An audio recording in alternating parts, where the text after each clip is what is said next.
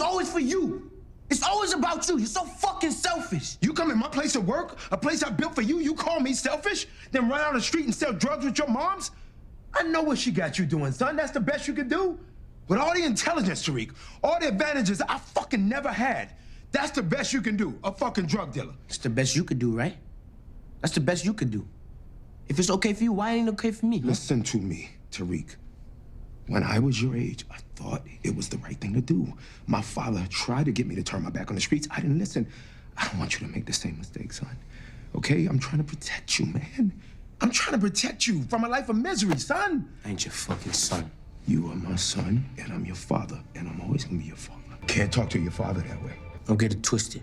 You might have given me life, but you were never my fucking father.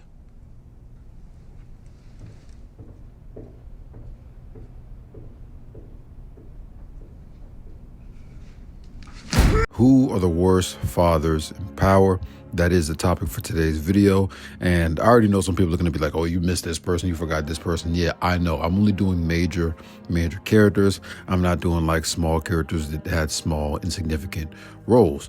But before I even get into the video, I just want to say happy Father's Day to all the fathers out there. Shout out all the dads. They're really unappreciated, man. Dads don't get enough love. And I feel like the presence of fathers is just undervalued, and how much you really need a dad. I know I had my pops growing up, and he played a big factor in me becoming the person I am today, and being confident in myself and being confident enough to make these videos and be a YouTuber and a content creator. So shout out all the dads. You guys are amazing.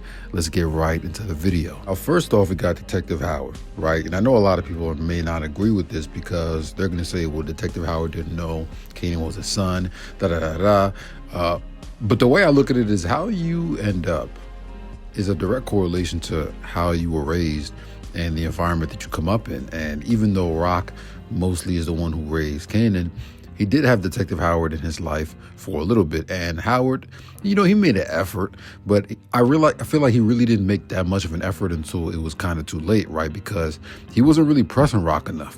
He wasn't really making it a priority to just tell Kanan that he's his father. Like, the moment I find out that that's my son, I'm going to tell him. And I don't care what the mother of my child says or does. I'm going to make sure that that information is out there so I can immediately start building and curating a relationship with my son. I also feel like Detective Howard being a dirty cop and murdering and killing people only just added on to like who Kanan was going to become. It's not like he was some clean cop. Like, Detective Howard was dirty as shit. He was working with criminals. He was working with Rock and working with Unique and all of these people. And obviously, as an example and sort of a role model for Kanan and being that his father, well, he's looking at that like, well, if my dad's doing this shit, he's killing people, murdering people, dropping bodies, doing this and that, and my mom's doing it too, well, it's gonna be fine if I do it, right? So I definitely feel like the examples that Howard set for Kanan as far as the type of man you should be wasn't great. And you know, he definitely tried towards the end, right? We know he tried to save Kanan from that whole, you know, alleged robbery that he kind of set up with Ronnie, and you know, Rock ended up killing him for that. But overall, I feel like he could have done things a lot better and been a lot smoother in the way that he entered his son's life. Because if he really just had been honest with Kanan from the jump, like, Kanan would have never shot him. He waited way too long to kind of let that information be out there. So definitely Detective Howard is on my list. Next up, we got your boy Andre Coleman, right? And there were so many examples in the original Power that told me Dre was a terrible dad. I think of that first instance where, you know, he let Kanan grab up his daughter and he was pretty much, you know, threatening him with her, and he was pretty much going to throw her ass off the balcony. He was just standing there like, you know what I'm saying? I'm like, bro, I'm going to go get my daughter. Like, I'm not rocking. Like, all of that is fear going out the window if someone's trying to put my daughter in a bad position. There was another example with the Jimenez, right? When they kind of broke into his crib, when him and his girl was getting the nasty, and, you know, like, he put his kid in danger so many times.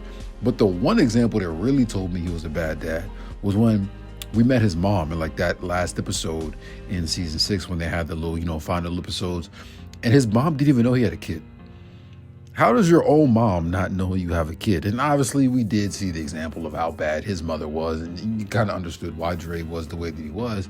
But the fact that your own mother doesn't know you have a child, I mean, that speaks a lot to who he is as a person and as a father. And obviously in the end of the series, he had an opportunity to run away with his girl. Like, he had finessed the bread from Rashad Tate. I remember Rashad Tate had offered him money to kill Ghost, and he was like, I'll give you the first half now, and I'll give you the second half later. He literally had like, what was it, 50K or whatever? Like, that was enough to run off, but he's for some reason turned around and went to try to kill Ghost. You know, that ultimately led to him stopping at the gas station and him getting caught and, you know, leaving his kid to damn near be an orphan with just his mom. So that's definitely why Dre is one of the worst fathers, and he's high up on this list. And next up we have Ghost. And I know a lot of people are not going to like this because a lot of people just get way too emotional when it comes to this show. They're not willing to really use logic. Ghost was not a good dad.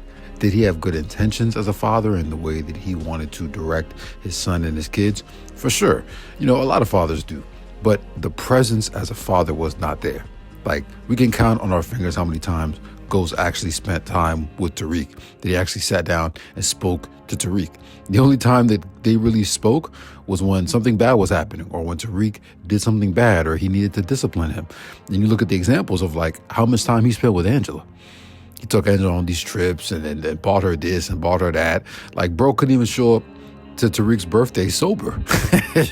But bro just put up to his birthday, threw some shoes out there and thought that was going to fix everything. So you kind of understand, like, at this point, even in this scene, you see Ghost is trying to tell Tariq all of this stuff, but it's like he doesn't respect you anymore. Right? He's lost all respect for you because he feels like you weren't there for him. You didn't support him. You didn't want to be in his life.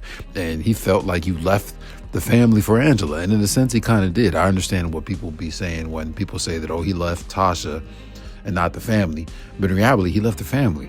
And, you know, cheating on your wife and then leaving your wife as a father, like, that's not a good example to your kids. So I definitely think Ghost is on this list. And ultimately, a lot of the decisions that he made towards his kids is why he ended up dead. So Ghost is definitely not least. We have Kanan motherfucking Stark, the worst father in the history of the Power Universe. He holds that title undefeated. I don't think anybody will ever even come close. I don't think anybody will ever touch him.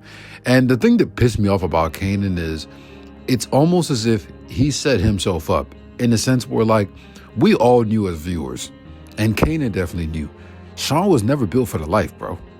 He was never built for that shit. So when he asked Sean to go take out Ghost, why was he surprised? Like, he even said, like, he knew he couldn't do it. So if you knew you couldn't do it, why would you send him in to kill someone who you raised to be a gangster, right? And even Jukebox said this. She was like, you sent that boy in to kill someone that you raised, that you knew wouldn't be able to take him out. And it's like, he knew that and still decided to go kill his son. So you knew the son was never built for the life. You said put him in a position to go kill somebody that you knew he never would have been able to do. And then when he comes back and he tells you that he can't do it, you kill him. And it's just an example of, like, how terrible our father Kanan was. And again, like, all of these things that he went through in his childhood, growing up with Rock and Detective Howard and seeing how they were moving, all of that shit led to him being the type of father he was. It literally all makes sense. Like, when you watch Raising Kanan, all of it makes sense. I understand why Kanan is such a horrible person and was such a horrible father and was such a horrible cousin to Jukebox when he killed her in the OG Power. Because look at his upbringing. So Kanan was definitely and is definitely the worst dad in Power. I know there's definitely some people that I left out, like Gerald and people like that. There's probably some people I'm forgetting off the top of my head, but I didn't want to name non-major characters. I wanted to name characters that really had a huge impact in the Power Universe series. So that's why I went with these people. And I might do a part 2 with, like, some less significant characters and kind of break them down and why they were such bad fathers. But again, happy Father's Day. Shout out to all the dads out there. Keep winning. Let's get it, baby. I'll catch you guys tomorrow.